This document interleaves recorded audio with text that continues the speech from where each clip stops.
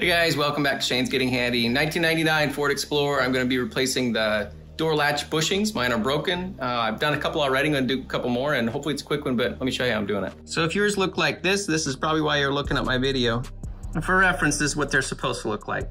So I went to Ace. I picked up this little 1/2-inch pipe. You can pause the video and read if you want any of the codes off of it. I don't even know what it's used for, but all I know is it works for my purposes here, what I'm doing. So 22 millimeters, approximately the length of the pipe we want. So just cut a piece off. So unfortunately, it's just a little bit too wide, and we're gonna trim this down just a little bit. There's a lot of ways you can do this. We wanted about 15 millimeters in the end.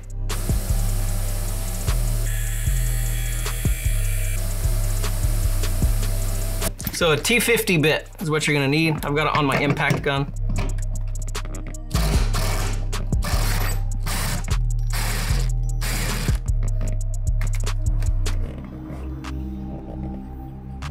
It's threaded into this thing. You need to unthread it all the way.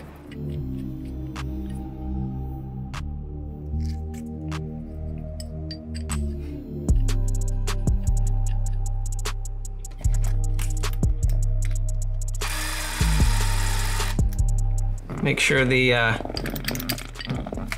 big part is going towards the car.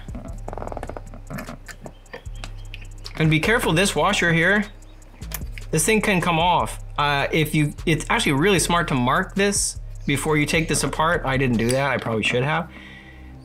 Because if it moves, you want to put it back exactly where it goes. This thing is adjustable and you most likely don't want to move it.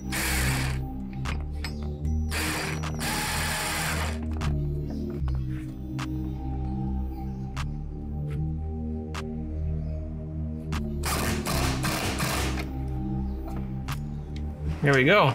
Well, the doors shut a lot better when you put these things in them.